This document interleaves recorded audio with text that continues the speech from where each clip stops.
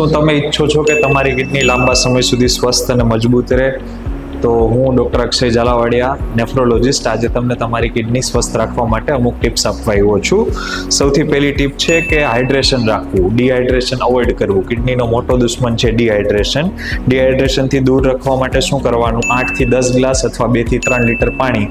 ધ્યાન એ રાખવાનું કે પેશાબ સફેદથી આછો પીળો, વધારે ઘાટો પીળો ન થાય. ઘાટો પીળો પેશાબ થાય તો ઉનવા એટલે કે પેશાબમાં રસી થવાની અને પથરી થવાની સંભાવના વધી જાય. પ્લસ કિડનીમાં ડિહાઇડ્રેશનથી ડેમેજ થાય અલગ.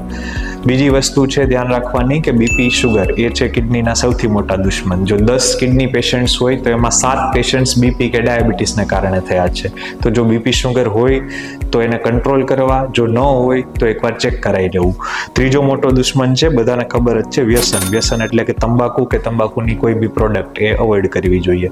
ચોથો દુશ્મન છે નમક. વધારે પડતો નમકવાળો ખોરાક જેમ કે અથાણું, પાપડ, બ્રેડ, આ બધી વસ્તુ અવોઇડ કરવી જોઈએ. ઉપરથી નમક નાખવાનું અવોઇડ કરવું જોઈએ. એનાથી બીપી વધશે. બીપી વધશે તો ઇનડાયરેક્ટલી કિડનીને ડેમેજ થશે. પ્લસ વધારે નમકથી પથરીના ચાન્સ બી વધે છે. ચોથી વાત છે પેઇન કિલર્સ. પેઇન કિલર્સ થોડા ટાઈમ માટે લેવામાં નુકસાન નથી, પણ પગના દુખાવા કે એના માટે લાંબા ટાઈમ સુધી જો પેઇન કિલર લેવામાં આવે તો લાંબા ગાળે કિડનીમાં નુકસાન થવાની શક્યતા રહે છે.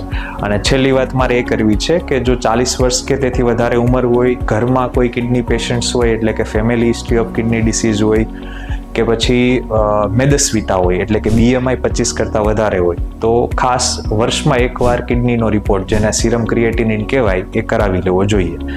એટલે તમારી કિડનીની સંભાળની જવાબદારી તમારે પોતે લેવાની છે થોડી, અને બાકીની જવાબદારી અમારી. Thank you.